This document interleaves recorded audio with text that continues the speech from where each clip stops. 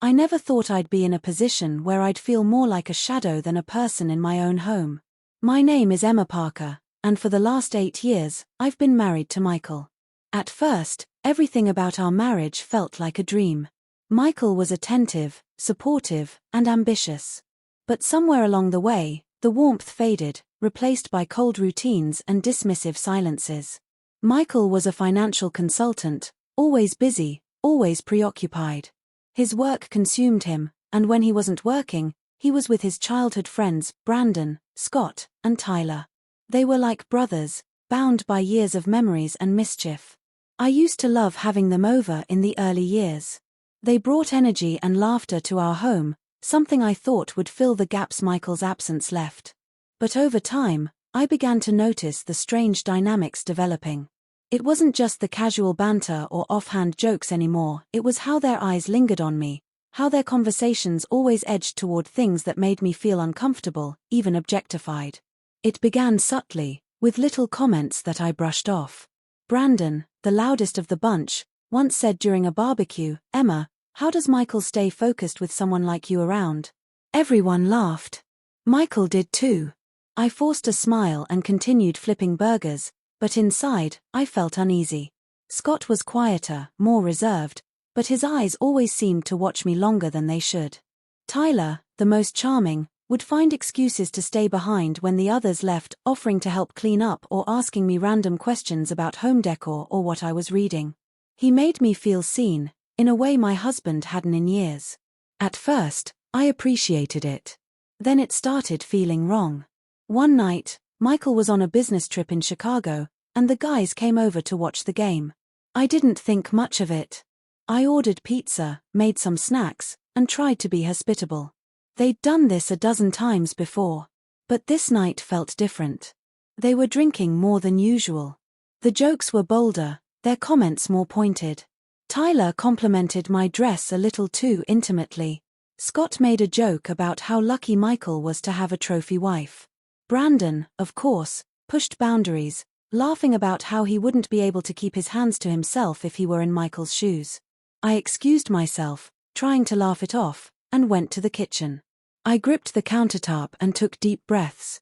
I wasn't just embarrassed, I felt violated, cornered in my own home. I decided to end the night early and told them I had a headache. To their credit, they didn't argue and left without issue. But that moment stuck with me. When Michael returned, I tried to talk to him about it. He brushed it off. "They're just joking, Em. You know how guys are." I told him it didn't feel like jokes. He rolled his eyes, kissed my forehead, and said, "You're overthinking it." Just like that, the conversation was over. Just like that, my feelings were invalidated. Weeks passed, but the tension remained. Tyler sent me a message on social media, a compliment on a photo I posted. "You look amazing. Michael doesn't know how lucky he is." I didn't reply.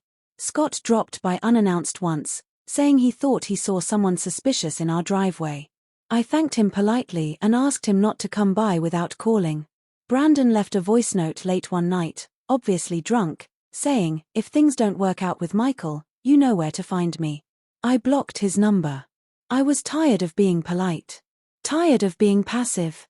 I decided to take back control of my life. I started documenting everything, the messages, the visits, the comments. I took screenshots, saved voicemails, even installed a camera near our front door. When I had enough, I sat down with Michael again. This time, I didn't ask for him to understand. I showed him. One by one, I laid out everything.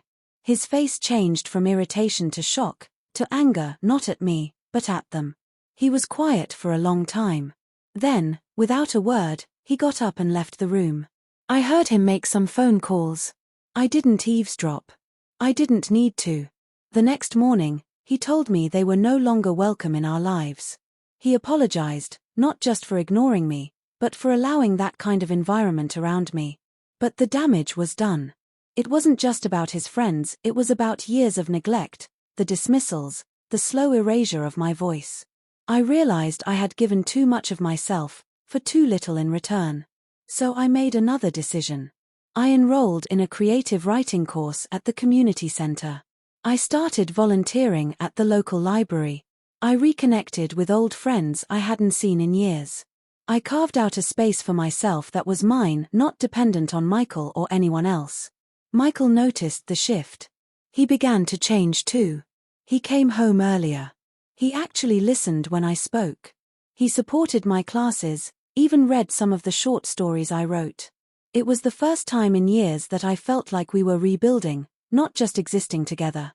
One day, while we were cooking dinner, he wrapped his arms around me and said, "I almost lost you without even knowing it." I looked at him, unsure how to respond. Then I said, "You did lose parts of me. But I'm finding them again. We're still together, but we're different now. We've built boundaries. We no longer host his old friends.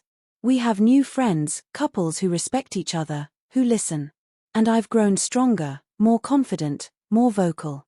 What his friends did wasn't just inappropriate, it was a violation of trust, and it taught me the value of reclaiming my space, my dignity, and my peace. I don't stay silent anymore. I don't make myself small to make others comfortable. This is my story. Not of scandal, but of strength.